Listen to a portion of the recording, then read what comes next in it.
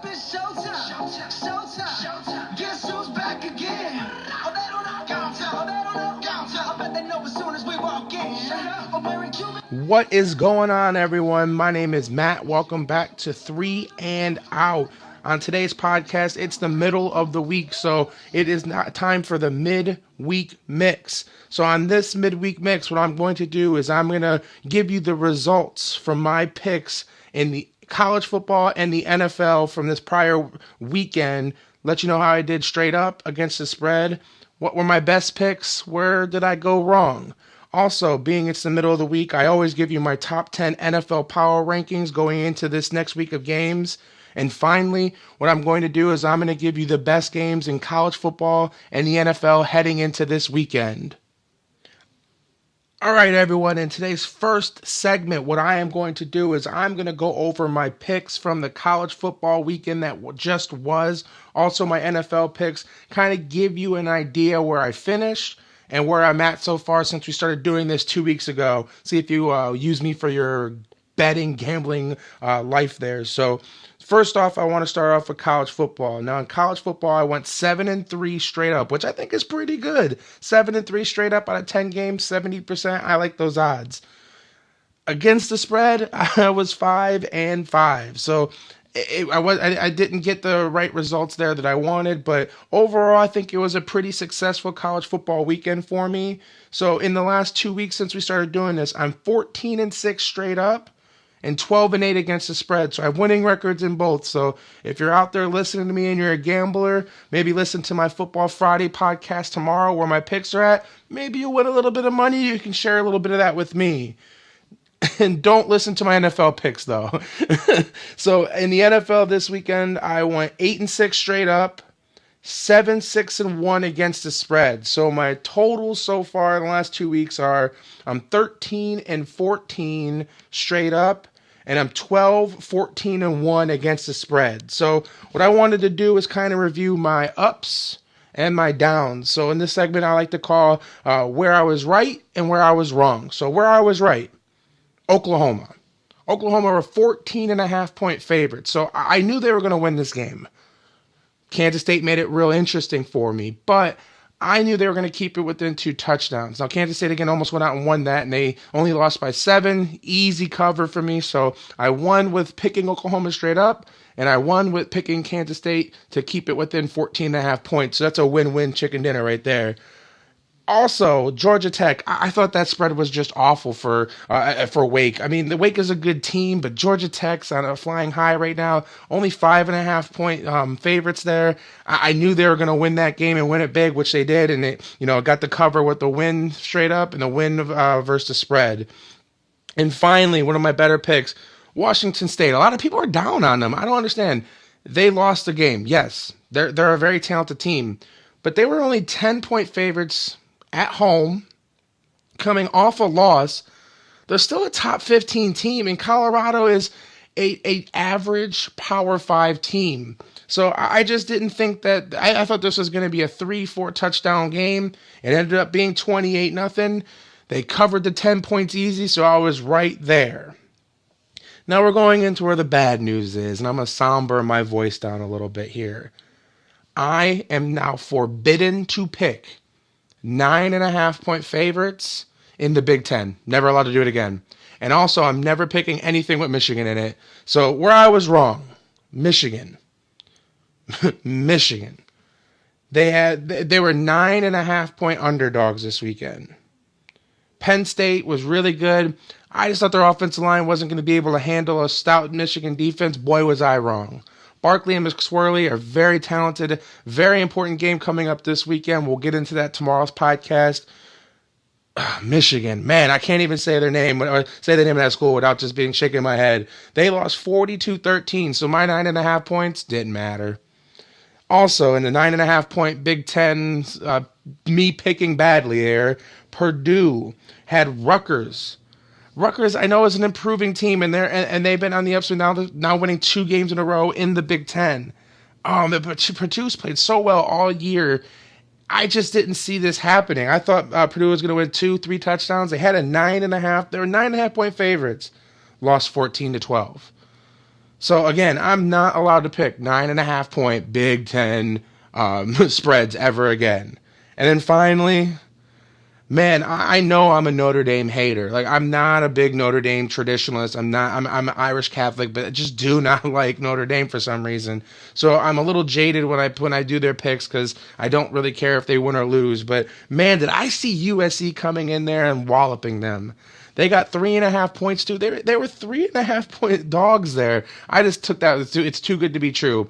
And it was. Notre Dame won out and just ran the ball down USC throats. It was just an awful game to watch, especially if you picked USC there. USC lost 49-14. So, again, my 3.5 points factored zilch. And now moving on to the NFL version of this, I didn't see any like drastic spreads where I was like, man, I was really wrong, or man, I was really right. Now, Philly covered and I picked them to win. Seattle covered, I picked them to win. Pittsburgh covered, I picked them to win. Now, the one that was kind of disappointing to me, and I don't know what I was thinking, is I picked the Colts, who are getting 3.5 points against the Jags. I didn't think that Jacksonville was that good, and man, did they shut me up. That defense is just amazing. So there was really no huge varieties of upsets or anything like that. I just didn't pick well enough that weekend. As we now go on to the second segment of this show, this by far is my favorite part of any show I do all week. It is my top 10 NFL power rankings going into this week of NFL games. I love doing this. I just want to get straight into it this week. So my number 10 team is the Buffalo Bills. Now, Buffalo, I love their defense. We can talk about their defense for a whole entire show. I love it that much. But what I'm really finding that this team is doing well offensively is not turning the ball over, and specifically the decision-making of Tyrod Taylor. Now, this team leads the league in turnover differential. So defensively, like I said, we can talk about them. They're causing turnovers, but what Tyrod is doing is he's playing at a high level and not turning the ball over. That's always been his MO, turnovers. They're also starting to integrate LaShawn McCoy into the offense a little bit more. And I like the way their schedule sets up as a dark horse playoff team in the AFC this year. Now, my number 9 team is going to get a little bit, I think I'm going to get a little bit of like question marks about it. I hope after I explain this to you, you'll understand why. I have the Los Angeles Chargers. Now, I know they're 3-4. I know they started off the season 0-4. Let's take a look at that. Week 1, they lost 24-21 to Denver. They had field goal problems. Week 2, they lost to Miami 17-19. Field goal problems. Week 3, they lost to Kansas City 24-10. It was a lot closer than the scoreline showed. And then week 4, they lost 26-24, but they had a chance to win that game at the end. Those 4 losses, 3 of those teams are very, very good teams. And Miami, I mean, they're a good team as well. If they cut their kicker, Younghoe Koo, he's off the team now. They've Lambeau in there he's starting to make the field goals. The Chargers are playing really well. I like this. I had them as a dark horse playoff team, or actually had them in the playoffs in my NFL preview. I really think that everything's starting to come together for this team. Melvin Gordon's getting integrated in the offense really well. Travis Benjamin's a big play threat, and they got Keenan Allen healthy. I really like what this Charger team is doing. My number 8 team, and I didn't move them. I haven't seen a lot of them. Houston, they had the bye week. They're going to stay at number 8. Nothing much to go in there. Deshaun Watson, that's really it. And we'll talk more about them next week, either if they move up or if they're out. So my number 7 team is Carolina. Now, I know they lost to Chicago, and I'm just not going to overreact too much. They're going to struggle offensively. Cam Newton is throwing interceptions at a rate that he's never done before, and it's kind of concerning. But I don't think they're going to have a game where they have a 75-yard fumble recovery for a touchdown against them and then a 75-plus yard interception touchdown against them. Defensively, this team is too strong for this team not to be one of the best teams in the NFL. So I don't have them moving out yet, but another bad performance, they will not be in my top 10. Number 6, and for the first time ever, not number 1, the Kansas City Chiefs. Now, they've lost 2 games in a row, and Alex Smith is, quote-unquote, regressing. Now, I just want to let you know the 2 teams they lost to, the Oakland Raiders and the Pittsburgh Steelers. 2 teams in the AFC that are predicted by a lot to go to the Super Bowl, so I'll give them a little bit of a leeway on that. But you do start seeing some signs like, wait, where's this team going to go? We'll learn a little bit more. They have Denver on Monday night. I'll see if this team is just on a 2-game streak or if this is really something where the bottom's starting to drop out. At number 5, I have the Seattle Seahawks. Now, they beat up on the Giants, and I know that that's not any, like, yay, that we beat the Giants, but, 1-6 Giants. But their O-line looks better. And optically, their defense is just so good. And Russell Wilson, when he gets time, is amazing. He can find Doug Baldwin. And the running backs, I know they're not. I know Carson breaking his foot, but Lacey and Rawls are starting to get into a little bit of rhythm. They're not running the ball great, but they are starting to run the ball, which will help that offensive line move going forward. My number 4 team, and I can't believe I'm saying this because the way I dogged them in my preseason picks, the New Orleans Saints. Now, they took care of business against the Green Bay Packers without Aaron Rodgers. Now, I don't care if I'm playing quarterback in Green Bay. That's a tough place to go in and win.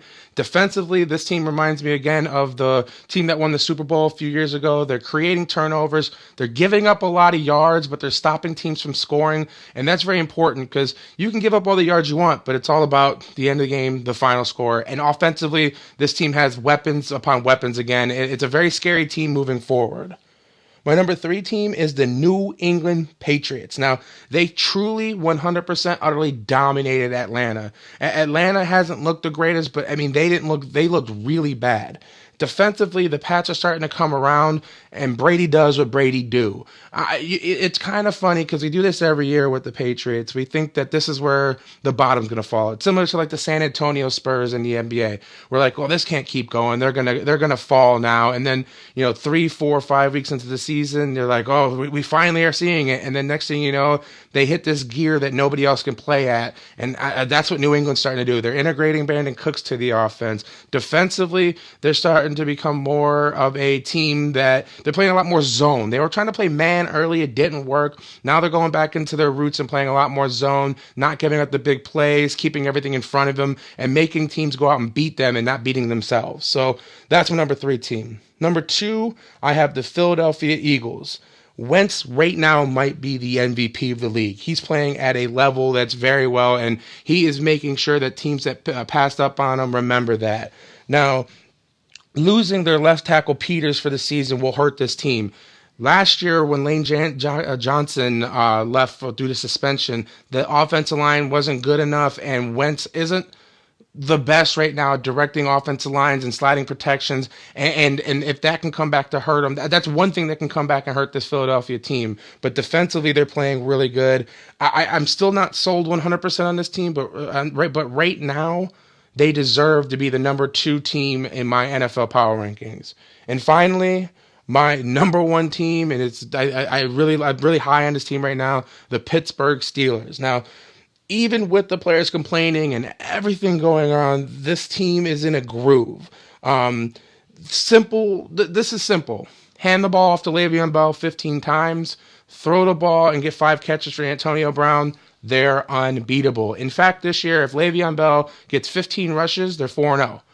Hand the ball off to your beast of a running back. Throw the ball to one of the best wide receivers in the game. Have your offensive line grind out wins. And defensively, they do really well with that. They're still in that zone blitz. They have athletes everywhere. This Pittsburgh team is very scary in the AFC and the NFL. I think they're on track to be in the Super Bowl. All right, now we're starting to wrap up the show. In this last segment, what I like to do is give you the best games in the weekend in the college football and in the NFL. So, of course, the World Series is going on right now in Major League Baseball between Houston and the Dodgers. That is something that we all should watch. I don't really need to make sure that we remember that those are big games because a championship will be won this series. But going into college football, there is 5 games. The college football slate this weekend is absolutely amazing. Now, we have number 2 Penn State at number 6 Ohio State. it is going to be great. You have the defensive line of the Buckeyes going up against that running back quarterback tandem of McSwirly and Saquon Barkley, and they can hand the ball off to Barkley. They have the RPO run pass options in play there. McSwirly is decent at running too. I love the way this sets up, and it's going to definitely be one but in the trenches. The weather is going to be a little cold, some rain in the forecast. Defensive line versus offensive line of the Penn State against that defensive line of Ohio State, I think is going to be a matchup that is to die for. So number 2, number 6 this weekend. Also, an under-the-radar game that really is not getting a lot of pub right now. Number 14, North Carolina State, is at number 9, Notre Dame. Now, this is a classic strength-on-strength game. NC State is number 6 in the country against the run. Notre Dame is 6th in the country running the ball. Which strength of which team is going to take over and win this game? That's going to be very interesting to watch. Number 11, Oklahoma State goes to number 22, West Virginia. This is just funny. These are two high-scoring teams. They both average 43-plus points a game. It's honestly in the Big 12 where there's no D anywhere. This is really who's going to have the ball last or who can outshoot who. And it's going to be an interesting game. A lot of offense there. And then we also have number 4, TCU at, get this, number 25, Iowa State. They had their win against Iowa State, that is, had their win against Oklahoma early in the year, and they were celebrated, but they've kind of just left everyone's mind. They've been going out and taking care of business, winning games. I really like this way this Iowa State team is. Are they going to be able to take that next step? And now when they're not looked at as the lovable underdogs, where they're going to be coming in and there's going to be a lot of expectation of them to play TCU tough and give them a game and try to win. Can they withstand that pressure and deliver a good game and possibly go out and win? We'll see. They are home, so that's going to help. And finally, this is not a ranked on ranked matchup, but also Georgia Tech at Clemson. I would fear for Clemson here. They're coming off of Georgia Tech's coming off of a good win against Wake Forest. They run an unconventional offense, so it's hard for teams to prepare. And Clemson, which is amazing defensively, it's not their strength to go out and stop the run 50, 60, 70 times the way Georgia Tech runs the ball. So this should be very interesting. Now, I do believe Clemson will win this game, but I just say if you're looking at games, it's a night game. If you need a game to watch, that should be a very interesting matchup against a great running offense, against a great rushing defense there. So now moving on to my non-ranked game of the week, we have Mississippi State at Texas A&M. Now, Mississippi State was ranked as high as 17th this year, while Texas A&M has played really well they played up to their competition. Now, they did have that week 1 disastrous loss against UCLA where they blew a 170-point lead. Now, I'm joking on the 170. I think it was like 35-point lead. So both teams have an outside chance of winning the West. Now, Alabama's out there. I don't expect them to lose 2 games. But Texas A&M now with 1 loss out in the SEC West will essentially eliminate themselves from winning that division, winning that conference division in the conference if they lose against Mississippi State. And again, like I said, Mississippi State, they're trying to prove that they're not a fluke. They were a 17th ranked team in the country. They have had a few stumbles along the way, but it is a very interesting SEC game, non-ranked against 2 really good teams and good football programs. Now in the NFL this weekend, the slate's a little thin. There's not many big-time matchups. I like 3 in particular this week. Now, I have a love affair of the Los Angeles Chargers. I do. They're going into New England. Now, this is a recipe for disaster for the Chargers. They going out east. They're not going to play well. That's what everyone's going. But the Chargers offense against that New England defense, I really do think that they'll be able to move the ball with them. Now, can they sustain and finish drives? That's going to be the big question, but I really do like that game. Now we have the other game I have is the Texans going to Seattle. So now we have a team in the Central Time Zone traveling out west. For me, this is just going to be very interesting because they're two very good teams. But I want to see Deshaun Watson go against the Legion of Boom. Like, to me, that just seems like such an interesting matchup. Is Watson, like, we're going to see his progression. Now, they are coming off a bye, so you're giving him a lot of time to look over the Seattle defense and see if he can see some things, and they can put in some wrinkles. So, for me, it's a very intriguing matchup because Deshaun Watson's caught the NFL on fire right now. He started off the NFL so well. Now he's going against truly one of the better defenses in the NFL which they've ever seen. And over the last 5 years, this has been one of the best defenses ever.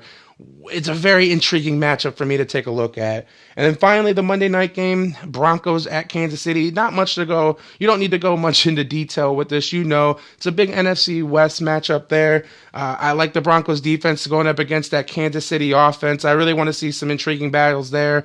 And also the wrinkles that Kansas City will be putting in. Denver's such a good defense. Andy Reid probably has a few tricks up his sleeve. It should be a very interesting matchup, to say the least. All right, everyone, that is it for tonight's show. In the comment section below, I want to start getting this a little bit more interactive. Let me know your top 10 NFL teams. Do you disagree with me? Do you not like my Chargers pick? Let me know who your top 10 is. I would really want to compare notes and see where you guys are thinking out as well. Also, in the description, I'm going to have a Twitter link. I'm going to have an Instagram link. I'm going to have a YouTube link. Go there, click on the links, go over there, like, follow, share. Really appreciate that. Also, tomorrow will be my Football Friday podcast here. So I'm going to be doing my NFL picks, my college football picks, and also going over my top 6 in college football heading into this crucial weekend of games. So that is all I have for today's show. Those are my 3 topics, and I'm out. Peace!